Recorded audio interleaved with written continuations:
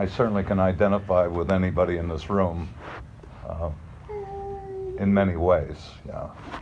My life has included being drunk for 22 consecutive years. My life has included more jails than I care to talk about, more broken marriages and relationships than should ever be that way. Turned me into a thief, turned me into an adulterer. And we can go on, kind of telling the horror stories that our lives were about, and I think we can all relate to that. I only bring those up so that you have some idea that I have been there and understand the reality of it. And but what I really want to talk about tonight, or want to ask a question, is: did any of us set out to be addicted? Yeah? Did anybody set out on a pathway to become addicted? Yeah? I look back in my life, and today I can look at my testimony and I can say without any question that I never set out for that. And it took me many, many years to really understand the dynamic of why I drank for 22 years, why I watched the potential of my life literally slip away, while every aspiration I had slip away, every marriage, every relationship that I cared about, they all slipped away. By the time I was 35, there was nothing left. It was just, there was absolutely nothing. I had no sense of any ability that remained in my life to prosper in any way. Yeah, and that became the grand moment in my life. But I want to back up to that question that I asked: Did any of us set out to become addicted? Yeah, I can tell you today that I was drunk for 22 years, and there's not a single day that I drank to get drunk. Yeah, not a single day in those 22 years that I drank to get drunk. And what does that tell me? It tells me that somewhere, for some reason in my life, I embraced what I would call a false comfort. Yeah, that when I first drank, alcohol became my friend because it did something for me that was missing in my life. It gave me a standing, it gave me a sense of well-being that made it my friend, and then it became my master, and it should have killed me. Yeah. So I look back today and I realize that those things are true. I never drank to get drunk. I never set out to become an addict. You know? And so I ask the questions: why do we all share addictions of one kind or another? Why do we have them all in common? What was it that caused? You know, I can look back at my life and I can tell you I was born an orphan, and later I may be able to unfold that for you so that you can understand. I was born fatherless. Yeah, I was given up for adoption, and maybe that's a reason that we can look at, and certainly it contains some aspects that made it possible. But you know, I couldn't explain myself. I as a young boy growing up, I had all the affirmation anybody could ever give you as to the potential of what was in my life. I was a bright kid. Yeah, I was a bright kid. I was admitted into college before I went to high school. Yeah, and I didn't go to college, but at that time, but I was admitted. So I had something in me. Athletically, I had a lot of potential. Yeah. So in America, you know, as we say here, I could have easily become anything that I wanted to be. Yeah, I could have chosen that. But by the time I was about 13, I just had no sense of identity. I had no idea of who I was, you know, or who God intended me to be or become, or any of those things. And that's when I began to drink, when I was 13. And immediately I found the first drink, whatever that was. I can remember standing on the corner getting a couple of Marines to go into the liquor store and buy something for me. Yeah, I can remember that day. Yeah, and I can remember the first drink of alcohol I took. It just suddenly made me feel better. Yeah, it just suddenly lifted me up to a place where I almost became acceptable to myself. Yeah, and this is at 13, and that's the next 22 years just go by day after day, because I enjoyed that. You know, I enjoyed what it did for me without thinking of why it did something for me. And so that began the progression of my life, and that began kind of the downward slope that I didn't think was ahead. You know, that became the beginning of the end of so many things. By the time I went to college, I went on partially on an athletic scholarship, and it took me about 2 years of non-performance before that was gone. It took me another year to drop out of college, just on and on. And it took me a few more years to find gainful employment and have some of the best jobs anybody could ever want at the age I was, but just almost surely they were gone in just a matter of time. It wasn't because I did something improper in the job.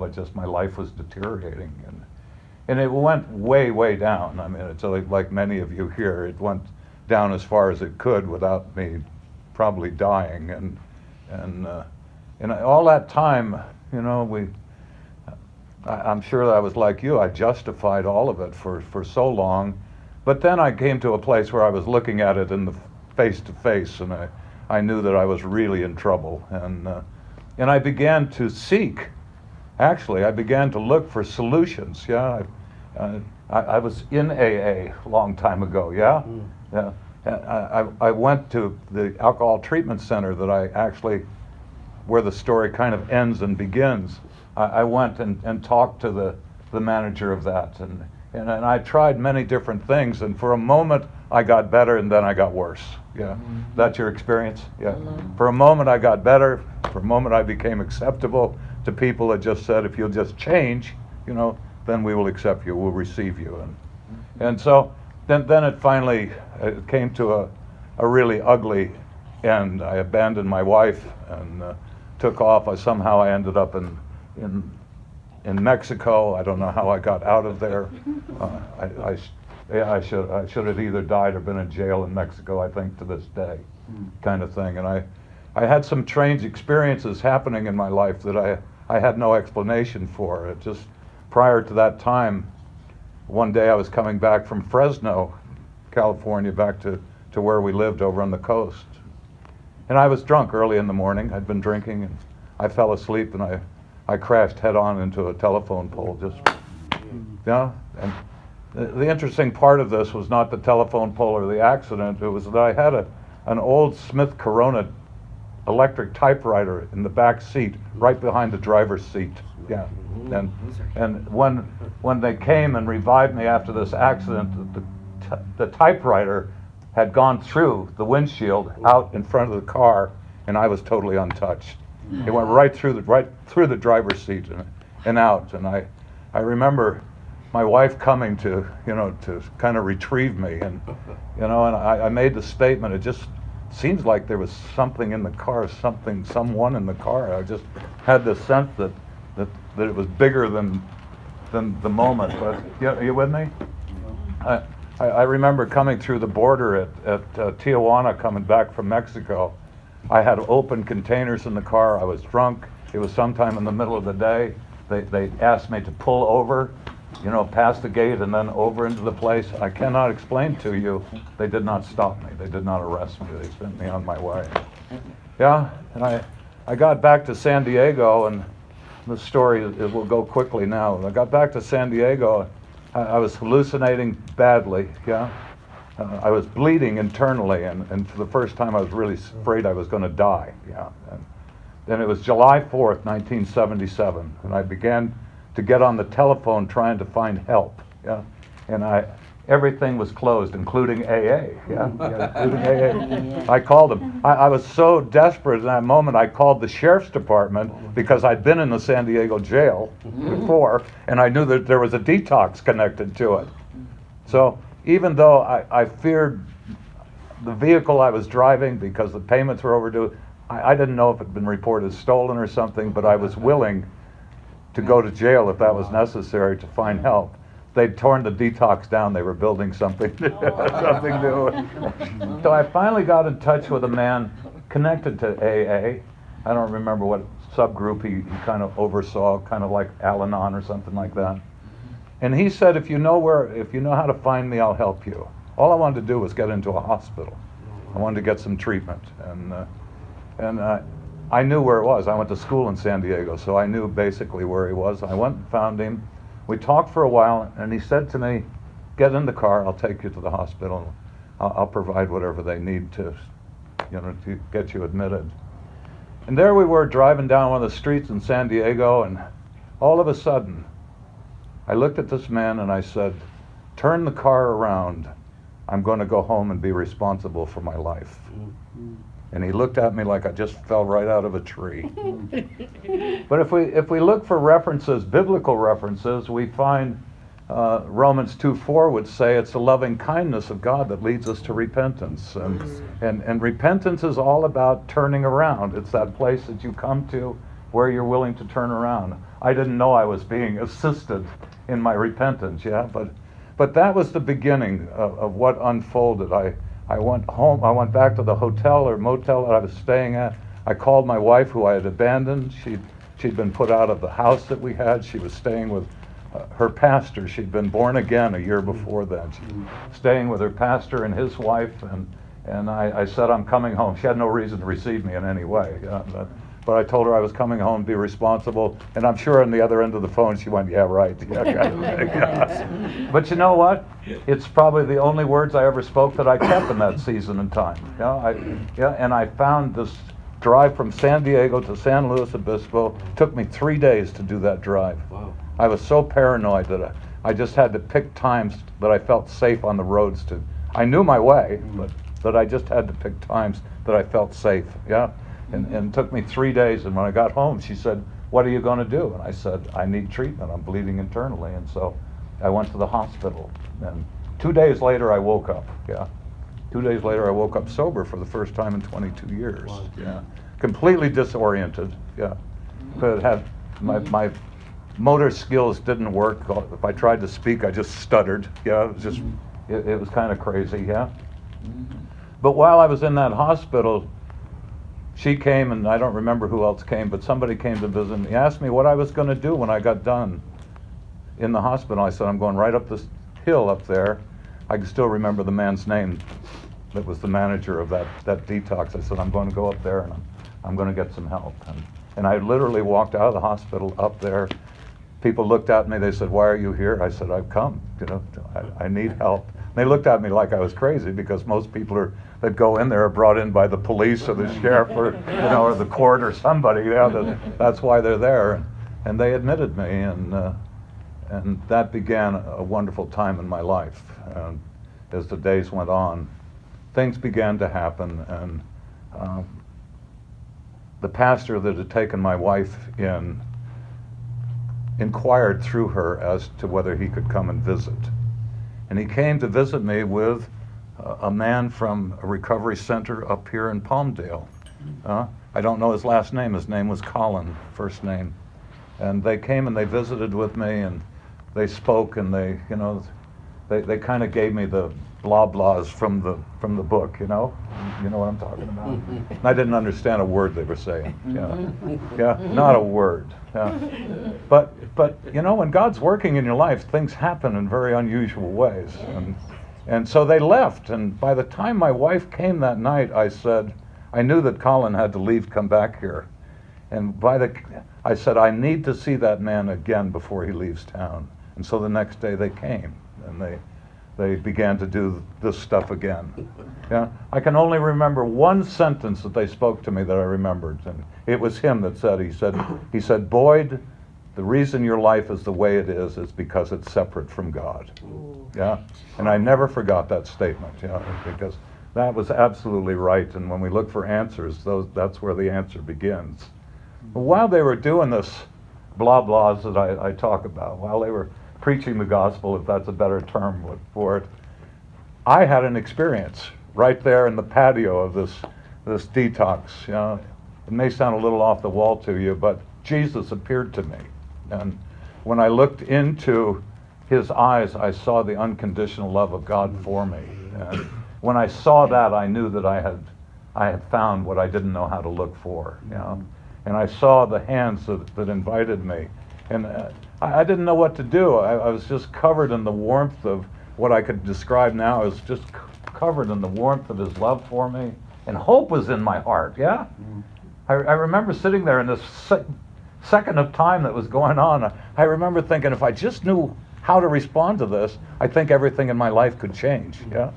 And then a measure of faith came, and I didn't know what to do, so I looked at these two guys who had no idea what's going on, yeah, in me, and I said, I think I need to do something, yeah. And so they said, well, let us pray with you. And so we went through this process, and that day, you know, in biblical terms, I was born again. But it went beyond that. That day, you know, sometime maybe a year prior to that, 9 months prior, I had been in the hospital that I just came out of. And the doctors had spoken to me. They prophesied to me, if you would. They said, if you don't quit drinking, you'll be dead in 6 months. So this is after the prophecy. Yeah, I should have been dead. But that day I got healed. I didn't know this was happening, but I got healed completely. Every part of my being got healed. And I got, I guess what I want to say to you tonight is I got completely set free from 22 years of drunkenness. Yeah, I'm serious about that, and I knew it. You know, I knew that it wasn't just a momentary thing in which I felt better and I'd been sober for a few days. I just knew that I was free from that lifestyle. Yeah. The following day, before I got up in the morning in the dormitory, the Lord came to me again, and He just laid before me a life that was worth living. And that, next to the unconditional love for me, that life that was worth living was what I was looking for too. That's why the 13-year-old boy started to drink, because he couldn't see a life that was worth living before him. He couldn't see what his heart was hungry for, you know, and he couldn't explain why he couldn't see that either. So, as this story kind of unfolds, you know, when these things happen in people's lives, we don't understand. We don't have anything to work. We just have an experience, yeah. And it took me a long time. I remember it had to do with the back surgery, actually. An X-ray that was done, or an MRI that was done in my life. I came back, and the doctor said, amongst other things, he said, I see that you've never smoked in your life. And I said, oh, you're quite mistaken. You know, I used to smoke 3 or 4 packages of cigarettes a day. He said, it cannot be. He said, your lungs are like the lungs of baby. You know, they're absolutely pure. That's when I knew what had happened way back when, yeah? That's when it came, yeah? So these things sometimes take a while to catch up. I knew something had changed in my life dramatically because they gave me permission to go out of this treatment center, yeah? And they gave me permission to go up into the hills. And when I went up into the hills, the first time I looked out over the San Luis the valley out there, and I just began to cry because the sky was blue, yeah, and the grass was green, and I'd never seen those things before. You got experience like that? Right. Yeah. I was shocked when I saw that. Yeah. But I began to rejoice, and I realized something really has changed in my life. You know, life looks different to me than it did, and it all took place in that moment of time out in the patio of that detox center that I was in. Yeah, and that just became the beginning of a life that has unfolded now over the last 41 years from that time. You know, that has been free. It may not have been always good, but it's never fallen back to any place of addiction. It's never fallen back to any of the things that were connected to my life before. And I rejoice in that, and don't think that I'm trying to act in a way that's indifferent to what you're doing here. I'm not. I just had an experience that, in a sense, separated me from what you're doing here. I woke up one morning in that detox, and I wasn't sure. I knew where I was, but I wasn't sure whether I was awaking from a bad dream or the reality of a life lived. Right. Yeah? I really wasn't. But it didn't take me very long to catch up with every mugshot that could be presented, and you know, every other evidence that would testify that it was a bad dream, but I lived the bad dream. I didn't just have a bad dream, I lived it. Yeah? So, as time went on, I was born again. I began to, something happened to me. While I was in that detox, I came back from that patio where I'd had that experience, and virtually everyone in that program came to me one by one and asked me what happened to me. You know? It seemed like whatever the experience was, they could see the reality of it. Yeah, we were all drunks. We were all there for the same reason, yeah? But something had happened and they could see it. Even the counselors, even the staff could see it. And they began to inquire, and I couldn't explain it other than to say I had an experience and I can tell you about that. And so for me, people want to know where my public ministry began. It began 5 minutes after I got born again. Yeah. I got to give away something that I'd already received, yeah? And I remember that day, even before I went back into the population, there was something in me that just witnessed that whatever God has done for me this moment, I know He wants to do in every other person's life. Not just in that facility, but way beyond that. Right. Yeah? Anybody's feet that are on the planet, that's what He wants to do. And I carried that conviction in my heart from that very moment, yeah? So if I can back up there and then get to the question that I asked you to start with and maybe unravel that a little bit, because I just want you to know where I'm coming from, yeah? And kind of the experience I've had, it's been real, yeah? It's been real. It's I'm going to say this, but I know that we started in a different way. But part of that recovery program included AA. And I went to one AA meeting after I was born again. And I found it so difficult to introduce myself as Boyd, an alcoholic. Right. Yeah? I knew I was free. Right. I knew it was behind me. Yeah. And I'm not poking that in to say anything except, Right. I think we should all be able to walk in that freedom. Yeah. Amen.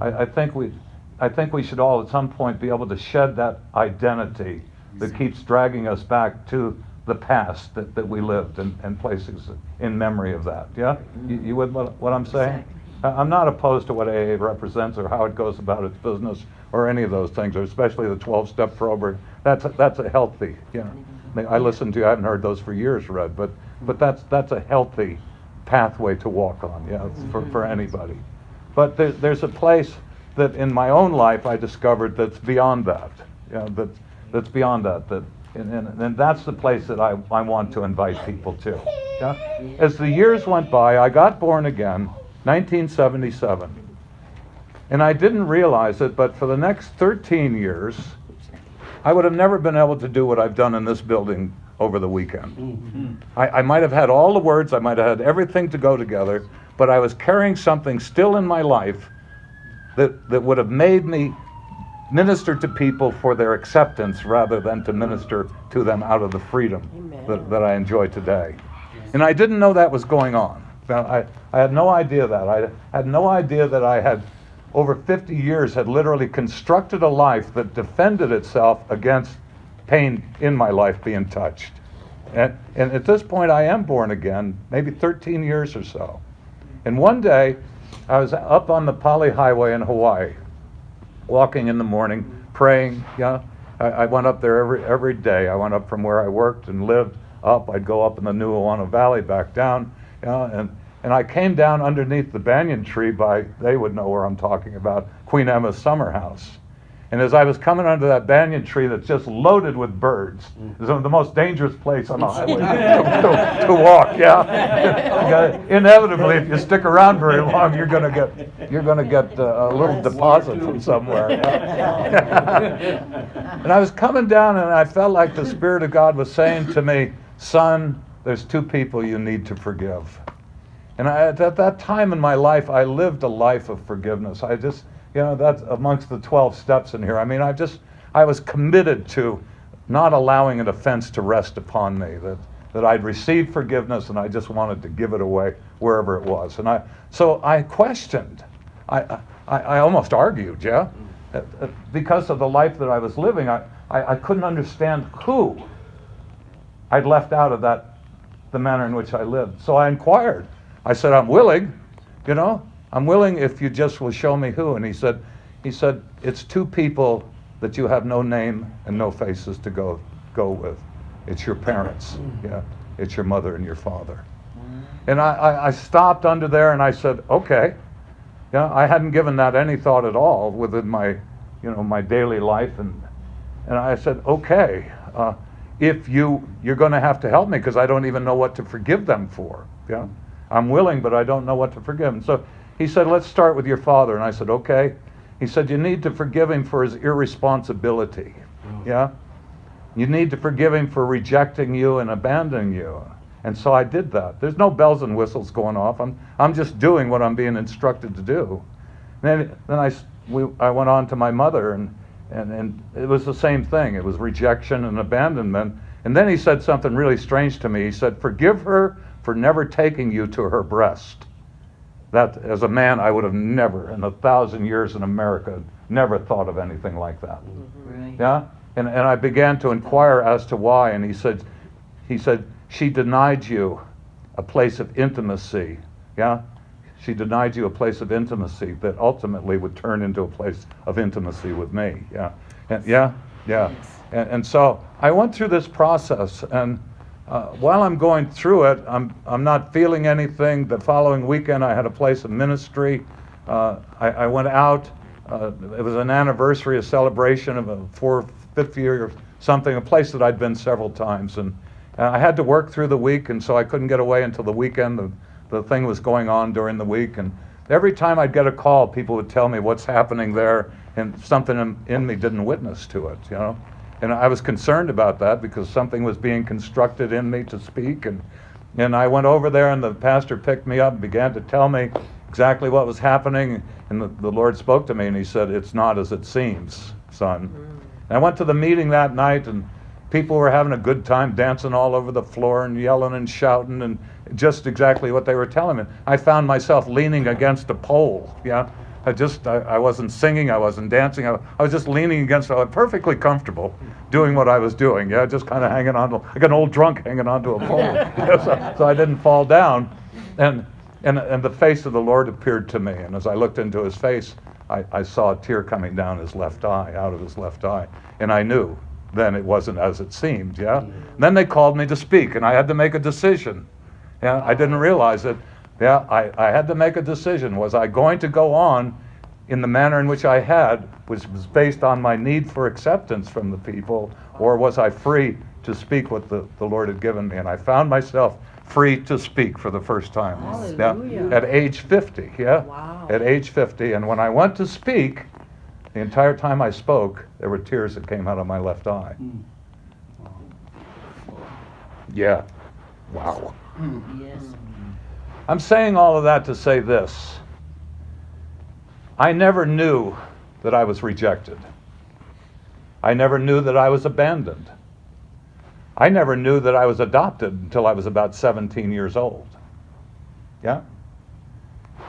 All of a sudden, being free through the power of forgiveness, forgiving the rejection, the abandonment, all of a sudden, I could stand at age 50 and I could look back and I could explain every aspect of my life, why it was the way it was, why I did the things that I did. It wasn't based on my desire to drink. It wasn't based on my desire to be addicted. It wasn't based on anything. It was based on the pain that was in my life that was actually set in motion before I was ever even born into the earth. Yeah? That sense of rejection was there, that sense of abandonment was there, and it was already in my life when I was born into the earth. I didn't know that I was carrying that, I had no idea, but once I understood, I understood what was motivating my life, why I was willing to do whatever to get somebody's acceptance, why I feared, I feared. I had this sense within me without recognizing that everybody in life ultimately would reject me. And so I tried to create this defensive lifestyle that protected that, yeah? And that becomes a phony lifestyle, and we accept false comfort into that. And that's how most of it begins. And I'm saying to you tonight that though somebody may say you have a disease, somebody may say it's genetic, somebody may say, I don't agree with that.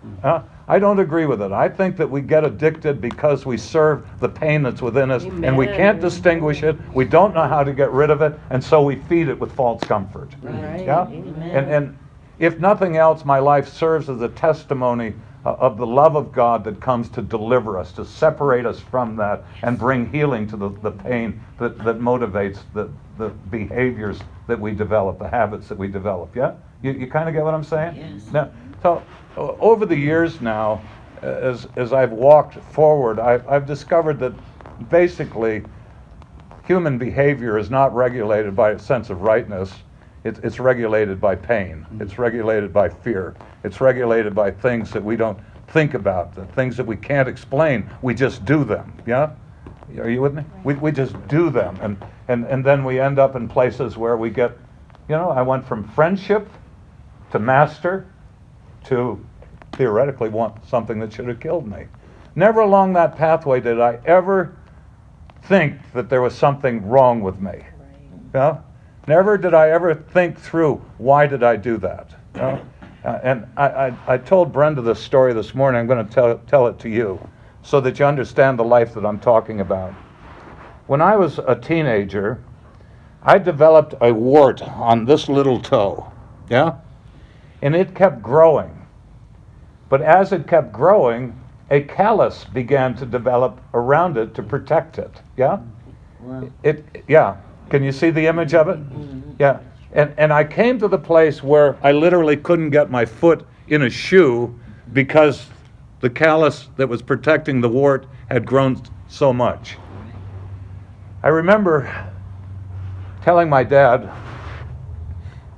I need to do something about this. I'm helpless. I either have to cut the side of the shoe out or, or something. But so he made an appointment with me with a podiatrist. And I went to see him, and he took a look, and he said, no problem. We get rid of that in a hurry. But then he said, no matter how we approach this, it's going to be painful. Yeah? He said, I can give you a shot in that toe, but the injection is going to be as painful as the alternative. So I leave it up to you. He showed me this little wooden stick that had a sharp point on it. And he said, the alternative is I'm going to dip this in some poison. I'm going to stab that wart, and it's going to be all over with. Now, I remember that day, he came, and before he put that thing in my wart, he came and he removed the callus. He removed the defense, yeah? He removed what protected that callus, yeah? It was almost a prophetic speaking to me today to think back about that. And then he took that thing, he said, just lay down, don't look, yeah? Don't look. He said, this is really going to hurt. And he wasn't lying at all. It really hurt. I grabbed the table. So, I felt like I could pull the table right in two pieces. But the wart was gone. And I'm saying that to you not because of the wart or the pain necessarily it was in, but that's our lives. That's the way most human beings live. They live out of the pain of their past wherever it came from. Most of it traces back to when we're counseling people today, there's only one question that I ask everybody if they've got some pain in their life.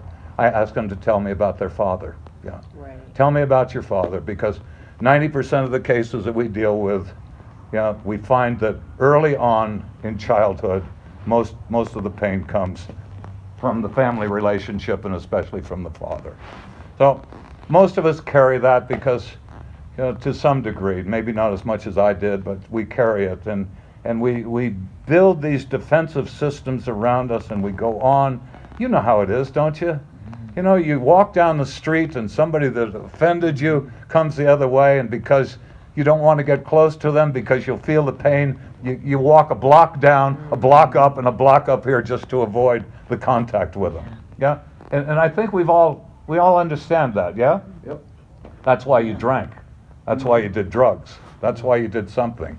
Yeah? You did something to anesthetize the pain that you didn't even recognize the source of, and yet it was within you. Yeah? And that's when I talk about what happened to me that day, that's the wonder of it, because the love of God invaded my life in such a way as to remove the things that really hindered me and give me an opportunity to deal with a life in the reality of how he saw it. It had nothing to do with religion. It had nothing to do with it had to do with his invitation to just come and enter into a relationship with me. And I remember, I hope I'm using language that some of you understand. I came to a place where I just so believed in the love of God for me. I so believed in the Holy Spirit's desire to just lead me and guide me. I just so believed that He knew the beginning and the end of my life, that He knew where I was at any given time. He knew every breath that I'd taken. He knew every experience that I'd had. Yeah? He knew everything Jesus had accomplished on my behalf. Yeah? And He'd come to just be, to partner with me into the place of freedom that God had called me to. And so I gave Him permission. You might ask, why didn't you discover the rejection when you got born again or before that? It's because I just gave Him permission to search my heart and according to His own agenda for my life to reveal things, yeah? Mm-hmm. And that just happened to come up many years after I started to walk with the Lord. But I say that to you because that's where freedom is. Freedom isn't in a behavior that we cultivate that's more right. Freedom isn't in willpower to overcome something. Freedom is in the love of God that separates you from the very thing that causes the behavior that, yeah. And so I don't mean to be disruptive to a 12-step program, but I am the experience. I'm the testimony of what I'm talking about. I didn't read somebody's book today on deliverance or healing or, yeah. I didn't read that. I'm the living proof. Amen. And believing in that respect that God wants to do that in everybody's life. That I'd love to see that just sweep through this room. I just love to see people just say, be it done unto me according to your word, yeah? Amen. Or for me to say, freely I've received, freely I give. Amen. You know, because that's really what it's all about, you know? And then for us to become, you know, not a support group, but we become the healers, we become the deliverers, we become the representatives of something that's taken us from where we started in our recovery or whatever, to taken us to a whole nother dimension where we enjoy the freedom that Jesus really came to give us. Yeah? You get me okay? Yeah? So when I look back now at those things, for the last 40 years, that single experience has been the source of everything that I represent today. Yeah? I've looked back, I have meditated on that experience day after day after day, and God has just taken it from the early experience to expand it into something wonderful. Yeah? So when I come speaking about the unconditional love of God, 40 years ago I began looking into the eyes of that unconditional love. Yeah? Yeah? And it just has grown into a place where I've gone full circle into the season and time that we stand in now, and know that provision is extraordinary for anybody that would receive it. Yeah? Yes. So that's where I'm coming from. I suppose we could expand that just to fill time, but there really isn't any reason to. Yeah? Yeah. Who did I encounter? I encountered the God of compassion and the God of all comfort. Amen. I traded in false comfort, alcohol, for the comfort of a loving Father, yeah, and came to know the freedom that was connected to that, came to know the compassion that was connected to that. And to this day, you know, I'm sorry I haven't been to an AA meeting since that time back then, yeah, and I haven't had to identify myself as being something that I no longer am. Yeah? And I think that's really important because the world that I live in, the fatherless world, some of the fruit of being fatherless in this world is very few people have any clear sense of identity. Yeah, very few people know who they are. Very few people have any idea of what their life has been destined to. Yeah? And therefore, we become ordinary people that relate to, find a place of acceptance because the pain in me, I don't want it to be touched, so I find a place of acceptance among you. Yeah, I live a life that's defensive. Yeah, I live a life that's ordinary. I live a life that's just comparable to other people, and I settle for that when all the time I miss the idea of the wonder of God's creation of our lives individually, the beauty, the treasure that's within them, the freedom that He wants us to walk in, yeah? And the exhilarating experience of just being representative of what you've already experienced, not what you know about, but what you've experienced. Of being able to just share it, because the Bible says that the testimony of Jesus is the spirit of prophecy, meaning that someone in this room, maybe others tonight, just listening to my testimony, hope has come into your heart that you can walk into another dimension that you haven't touched yet. And yeah, and so I just asked Pastor Tommy to help me. If you want us to just lay hands on you and just believe the love of God to come.